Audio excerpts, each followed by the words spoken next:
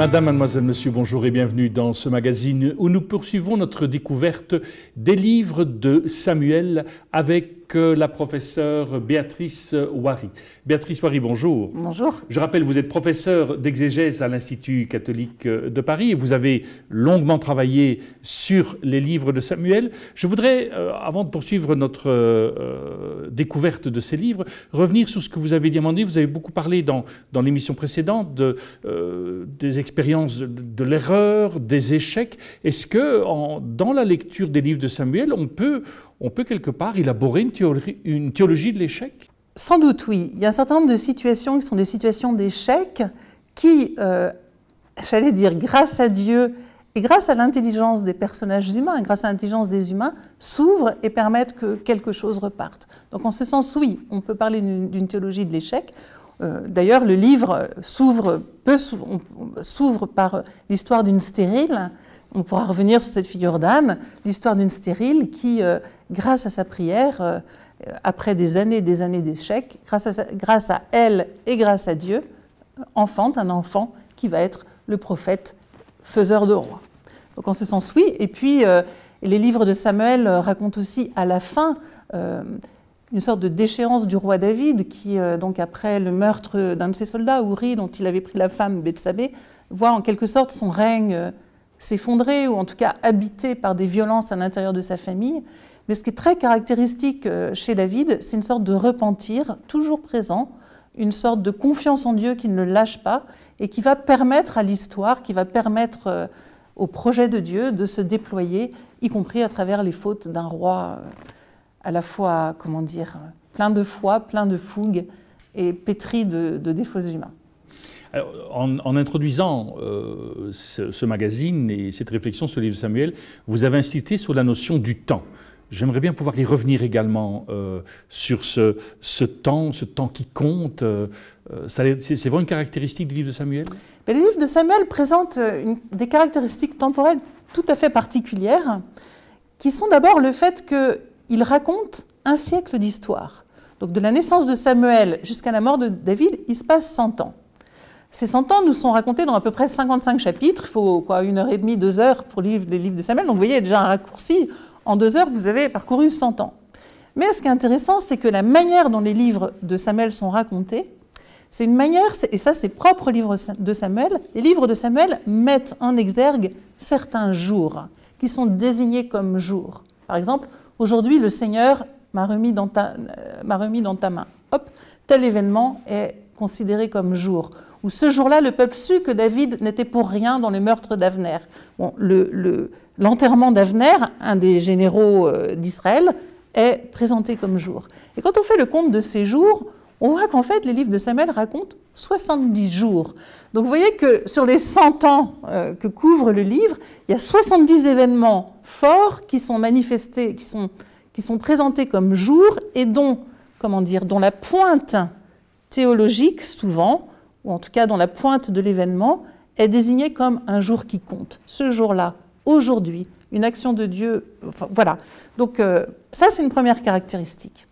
Et puis la deuxième caractéristique des livres de Samuel, c'est très intéressant du point de vue littéraire, c'est que ce sont des livres qui conjuguent plusieurs genres littéraires. Donc c'est narratif, les livres de Samuel sont un récit, mais ils ont la particularité de commencer par un poème, celui que chante Anne. Elle chante un chant qui ressemble à un psaume après avoir donné son fils au temple. En plein milieu, après la mort de Saül, David chante son deuil sur Saül et son fils Jonathan qui viennent d'être tués à la guerre. Donc un deuxième chant en plein milieu. Et à la fin de sa vie, David chante à nouveau un chant qui ressemble à un psaume. Et ces 3 chants sont des moments où le personnage, le témoin, celui qui a vécu des expériences particulières, sort un petit peu de la séquence des événements et ressaisit toute son histoire dans une sorte de vision claire, directe de ce que Dieu a fait pour lui. Autrement dit, il fait sortir de l'épaisseur de l'histoire racontée par le récit une sorte de fulgurance théologique qui porte à un degré d'universel le salut qu'il a expérimenté. Dieu a fait ça pour moi, je chante que ce qu'il fait pour moi, il le fait pour tout homme. C'est ce que va chanter Anne au seuil du livre. Donc il y a quelque chose d'un point de vue très spirituel, très mystique, c'est la voix du témoin qui raconte ou qui ressaisit de manière, dans une vision théologique immédiate, ce que le récit a pris du temps à raconter dans l'épaisseur du jeu des libertés humaines et divines. Et puis il y a aussi une troisième voix dans le livre de Samuel qui est la voix de l'oracle, la voix du prophète. Le prophète, lui, intervient, un événement se produit, par exemple, les fils d'Élie, du prêtre Élie, sont malhonnêtes, un prophète vient et dénonce. Et il tire les conséquences qu'aura leur malhonnêteté pour les générations qui viennent. David s'installe à Jérusalem, le prophète vient, et David voudrait construire un temple pour le Seigneur. Le Seigneur vient lui dire, écoute, non David, depuis longtemps j'accompagne le peuple depuis le désert sans jamais avoir une maison pour moi.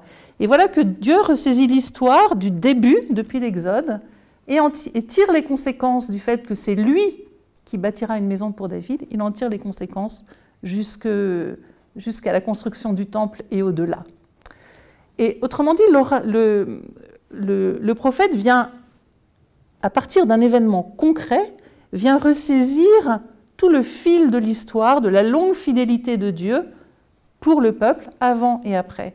Autrement dit, autour de mêmes événements, on a comme trois voix conjuguées, trois voix qui articulent de manière très différente, qui relisent différemment la manière dont Dieu est présent dans le temps. Et pour moi, c'est très évocateur de ce qu'est une vie chrétienne, où dans nos existences, Dieu n'agit pas de façon immédiate, évidente comme ceci, mais où nous sommes invités à une relecture, d'une certaine manière, qui fait apparaître la présence de Dieu dans l'épaisseur de la vie, selon des modalités différentes, en fait. C'est pas très facile d'exprimer ce jeu des trois genres littéraires, mais notre vie spirituelle se nourrit de la mémoire des pères, et notre vie chrétienne, la mémoire des pères, qui est ce long récit, la mémoire des témoins, de ceux qui vont dire à un moment « mais Dieu m'a sauvé, voilà ce qu'il a fait pour moi ». Et puis il y a ces voix prophétiques, ces voix éthiques qui viennent nous rappeler les exigences de la foi, les exigences de l'alliance et de la fidélité. Et les livres de Samuel conjuguent ces trois voix pour écrire une histoire dans laquelle la présence de Dieu ne se laisse pas réduire à quelque chose de simple. Il y a une complexité qui, pour moi, est une manière de prendre au sérieux la complexité des existences et de l'histoire. Je ne sais pas si c'est clair, mais... Mais quand je vous entends, ça veut donc dire que c'est important de ne pas seulement lire Samuel de manière historique, comme vous l'avez dit, voilà, c'est un siècle d'histoire qui s'est raconté, mais c'est aussi une invitation à relire nos propres vies et la manière dont Dieu est présent dans nos propres vies. C'est ça aussi que ces livres nous invitent à faire, si je vous entends bien. Mais oui, mais la Bible, pour moi, les textes bibliques et les livres historiques en particulier, ont le génie, en fait, d'être pour nous des éducateurs de la manière de lire et de relire l'histoire et nos histoires pour y déceler et y dire la présence de Dieu. Et c'est en ça qu'elles sont intéressantes. Ce sont des explorations littéraires de la manière dont Dieu et le peuple se cherchent, collaborent, font alliance, dont le peuple s'égare et revient. Et pour moi, ce sont des éducateurs du regard et du cœur pour les chrétiens. Alors, vous avez dit que dans ce siècle d'histoire, il y a 70 jours qui comptent. Est-ce que c'est un hasard que ces 70 jours qui comptent, quand vous avez 3 chants qui vont égrener également le livre de Samuel? Est-ce que ces chiffres ont du sens ou pas spécialement? Alors là, vous m'embarrassez, en fait. Alors, 70... En fait, est-ce que c'est 70, est-ce que c'est 71, est-ce que c'est 72? On peut en discuter, parce qu'il y a un autre jour où c'est... Bon, voilà. Là, je vous avoue que je ne saurais pas. De fait, le chiffre 70 et le chiffre 3 sont des chiffres qui sont importants dans le judaïsme et dans le christianisme. Mais est-ce qu'à l'époque où les livres ont été écrits, ces chiffres avaient cette importance? Est-ce qu'ils ont été composés en voulant mettre en valeur ces chiffres? J'irai pas jusque-là. J'irai pas jusque-là. Pour moi, les 3 chants, c'est beaucoup plus parce que les chants marquent le début, le milieu, la fin. Donc, ça fait 3. Pour les 70... Donc, ce qui est important à retenir des 70, c'est que c'est 70 jours qui comptent et donc qui sont importants dans l'histoire qui est racontée. 70 suffisant, d'une certaine manière, à dire l'essentiel de 100 ans. Merci à vous. Nous arrivons au terme de cette émission. Au nom de toute l'équipe qui l'a préparée, il ne me reste qu'à vous souhaiter une excellente journée. À très bientôt.